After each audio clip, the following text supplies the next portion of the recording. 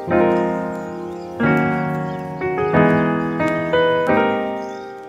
guys, so today I'm working on this piece for my Drawing Contemporary Practices class, and we're following along this theme that we started in the beginning of the year. Like, each person chose their own theme, and mine is about like exploring the body through like abstraction and distortion and like a lot of repetition of features. And the prompt for this assignment is to scale it up or scale it down, or we actually have to do both. But right now I'm working on the scale it up part. So basically, I want to show you guys how I work, how this process went.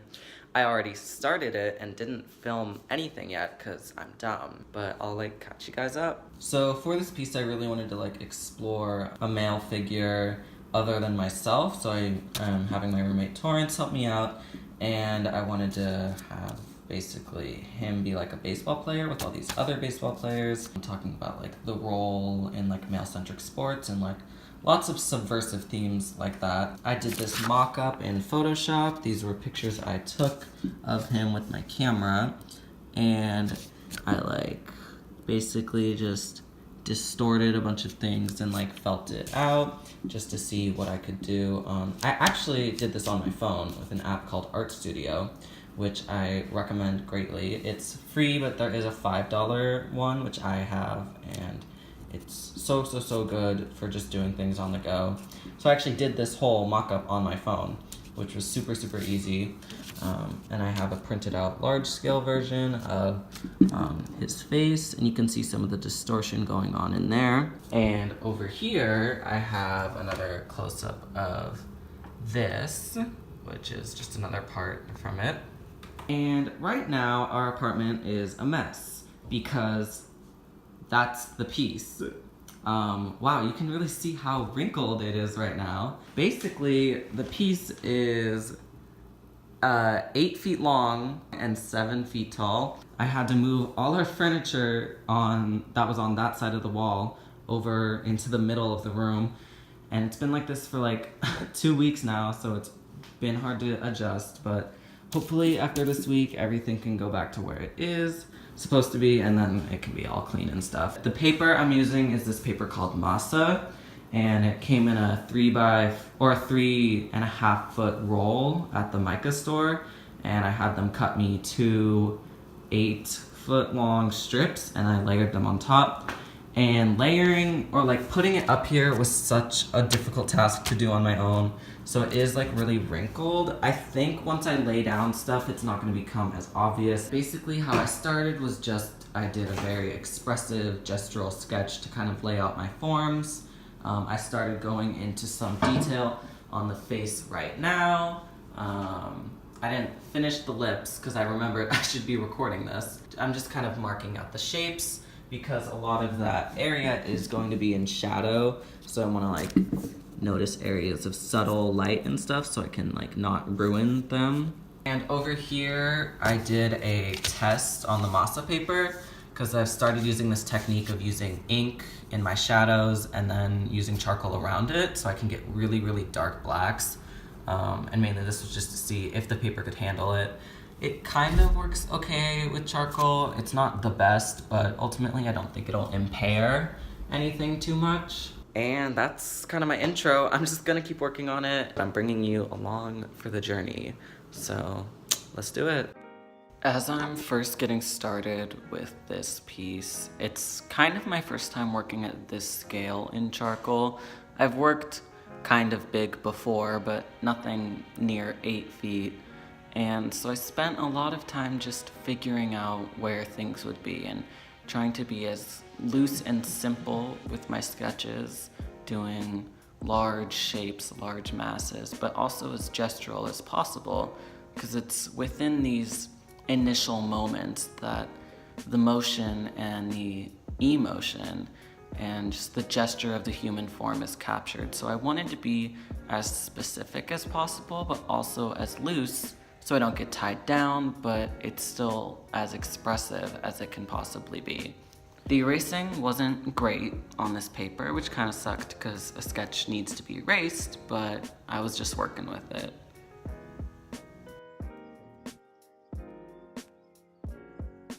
And I just kept working and kept sketching until I was completely satisfied with what I was doing.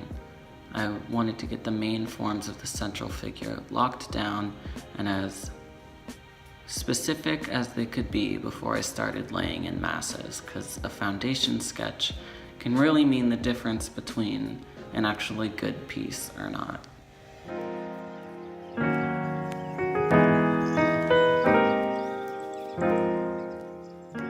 And then I started laying down my inks, which I'll talk about more in a bit, but I was just doing the initial little bits here to get things started.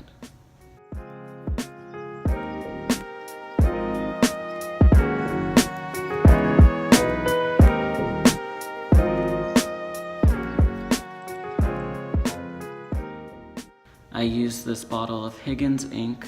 I had one, but I accidentally spilled it all, and my roommate let me borrow his. So I was doing a drawing of my roommate using his ink.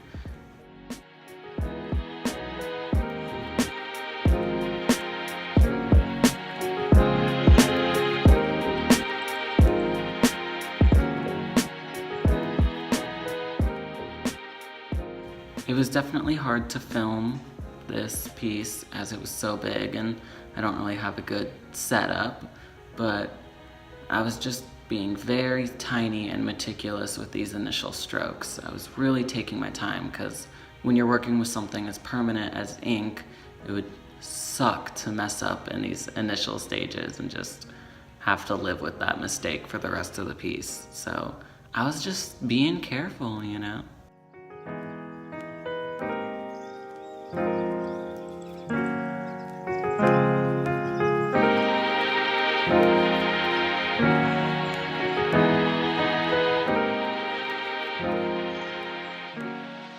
So right now I'm just layering on ink in the really dark areas, and I do that so that my blacks are pure black and they won't be manipulated by any blending I do with the charcoal, so they can stay shadows and I don't really have to worry about them and they look more impressive.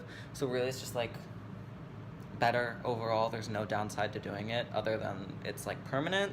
But if I just do the deep dark shadows and like I'm confident in where I place the ink, it's really no issue. This is my second time employing this technique. I did it in my last piece for my drawing class, which if I want, I'll put a picture in right here. It was a self-portrait and I used a lot of ink to get my blacks really, really black. So that's the technique I'm employing here, and yeah.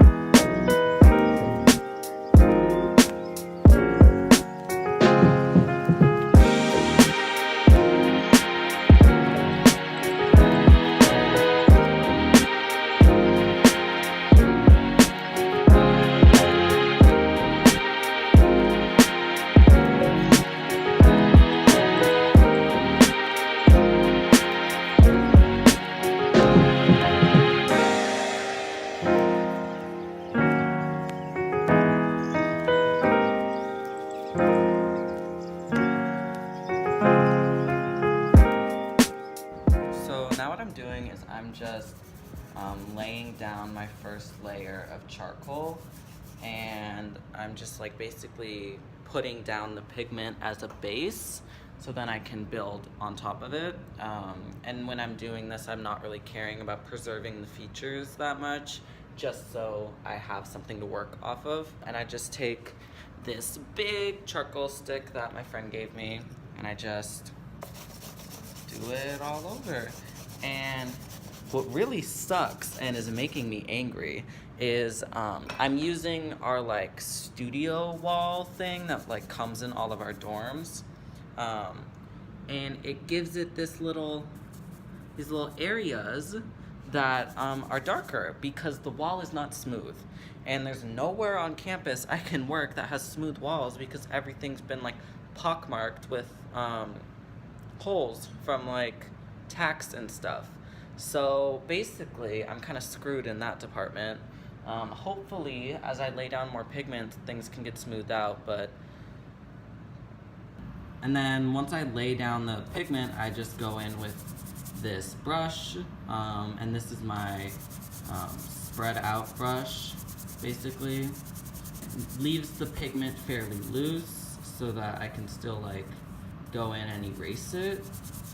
And later on down the line, when I have like small areas that I want to lock in, I use a thinner, or not thinner brush, but a smaller brush, and that is a brush designed for locking in.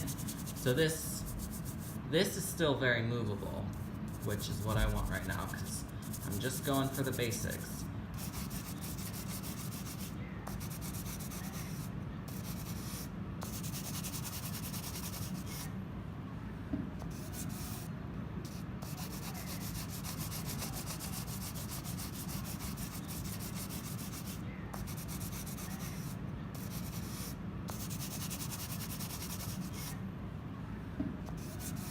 And now I'm going in with, I have like this other stick of charcoal. I don't know why, but it applies a lot darker. And so I'm going in and deepening some of the shadows. Yeah, so I'm just taking this like other charcoal, and like here you can kind of see this technique of like marrying it to the inked areas. Of course, like once I brush it out, it doesn't become as like clearly connected. So I'm just gonna have to keep layering, you know, to get like a nice connection between the ink and the charcoal. So now I'm just going in with my kneaded eraser and like carving out areas of highlight. And this paper is not the best for like removing stuff. Like that's still like, you know, like it looks white, but it's gray compared to like the areas that actually are white, you know, like you can still see some like texture on there, but it's working, so I'm thankful for that.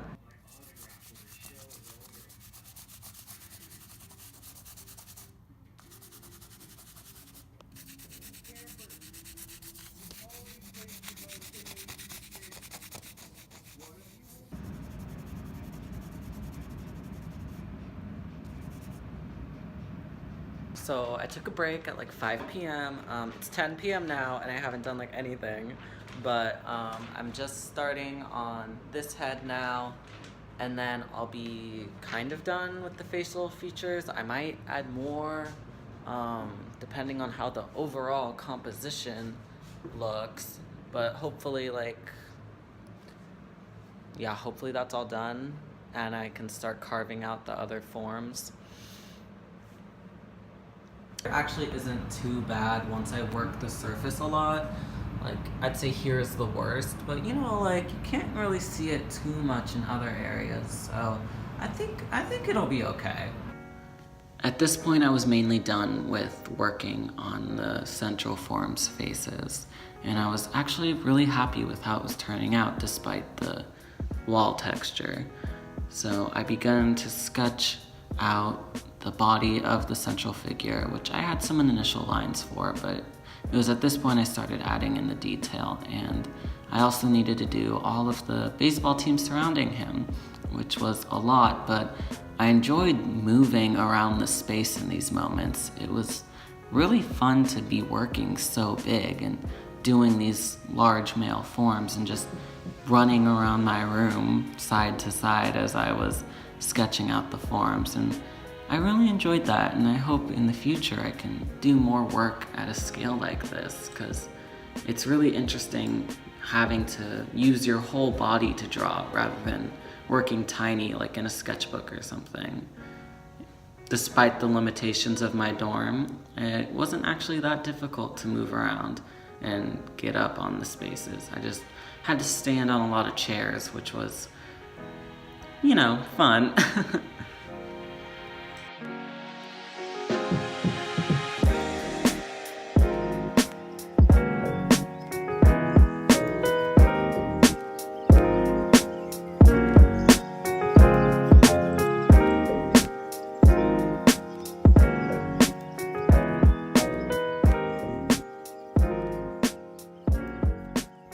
Once I had that down, I just started filling in the large masses of the sky.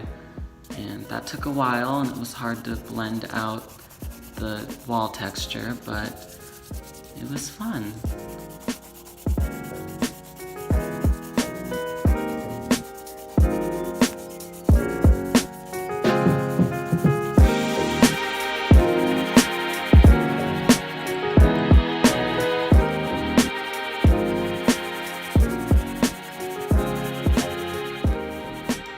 Here's the piece in its almost final stages, but it got pretty late and I didn't want to film while being half asleep. Yeah, the drawing's done. I'm bringing it to class right now. It's these 2 giant holes. When I set it up for critique, everyone was really impressed because it was a lot bigger than what was required, but I was happy with how big it was, and I really like the detail I got into it. I wish I had taken some more pictures and videos when it was set up, but it was so big and I only had a little bit amount of time. I wanted to focus on paying attention for my critique. What was pretty cool was after this day, it actually got displayed in the Mosher Studios, which was fun to see it up in a public space at its full size. And that's how I made this piece. I hope to do more videos like this in the future. Hopefully I can start filming better, but I really enjoyed working on this piece and I hope you guys liked seeing me work on it. So thank you for watching.